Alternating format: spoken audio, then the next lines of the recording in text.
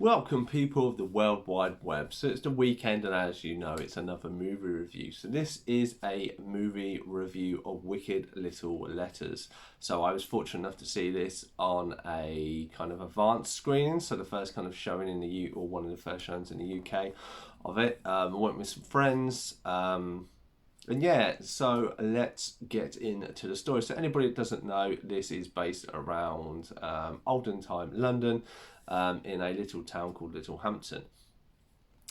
You have the main character played by Olivia Colman. Sorry, reading my spelling. She plays Elizabeth Swan, Edith Swan. Basically lives at home with her mum and her dad. Her dad, Edward Swan, paid by Timothy Spall. She keeps receiving letters of basically an offensive nature. They have a lot of swear words in it, telling her to do stuff. She's had a set of them, and she believes it is down to her next door neighbour, Rose Gooding, played by Jessica Buckley. She also has a young daughter and a partner, Bill, played by Malaki Kirby. And then basically she is believed, Rose is believed to be the person sending letters to her next door neighbour Edith, which sounds a bit silly anyway. The police get involved, and there is a policewoman at Moss, played by Anjana Vasara, if I pronounced that right. And she believes that Rose is innocent, and this is where the story goes. It goes on the process. You find out what's been happening, who, what, where, why, and how, with a load of other things thrown into it.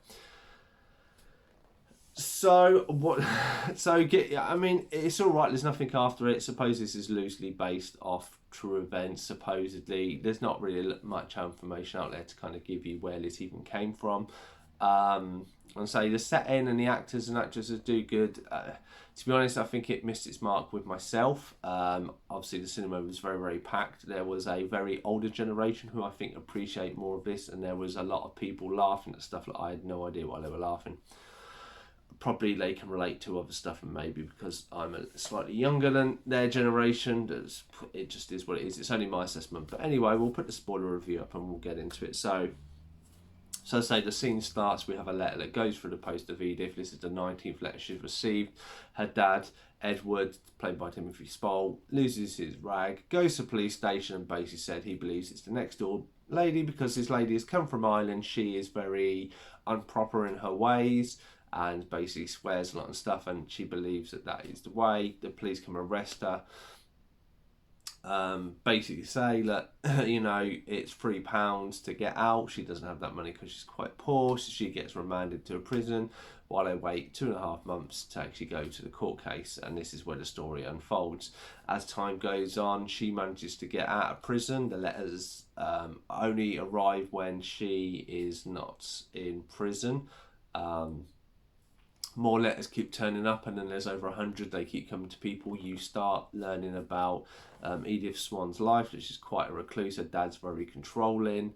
A letter comes through, and unfortunately it causes so much shock that her mum passes. And in the process of this female police officer, Moss, is working with the Rose, trying to figure out what's going on. And then, as I've already put spoiler on, as it goes on, it believes that Edith Swan is basically sending letters to herself and that, and she's a little unhinged.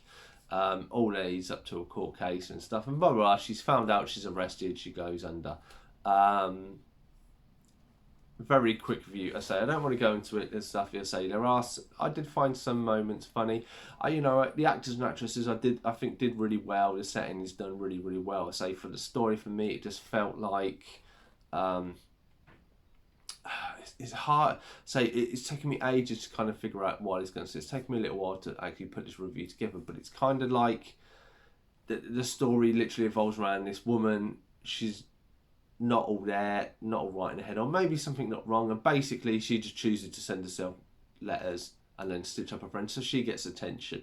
That's basically it. And then at the end you find out that she did it, and she doesn't even really know she does it, and that kind of summed it up for me. The fact that she didn't know why she was doing it made this was a bit of a confusing story. Like, the people play the roles and stuff like that, but because there is no kind of she's doing this for this reason stuff. It's basically they come across it due to handwriting and stuff that is shown up. So there is, and as soon as they find the handwriting, they go, well, she did it. There's no kind of why she did it. I say when she's asked, she doesn't know, and it like you get, she doesn't have the best life because her dad's a bit controlling. But there's a lot of other stuff that's kind of little mentioned, but because there's no kind of elongation to that, all you kind of see is that she's getting these letters, she's upset, trying to believe in God, but then she likes the attention, but everyone else doesn't kind of, going, you're a bit smug and stuff like that. And then, and I don't know, it just missed the point on a few things and didn't make overall sense to me. And if you watched it, I mean, you get it, there's a story, there's stuff where, I say the actors and actresses work well,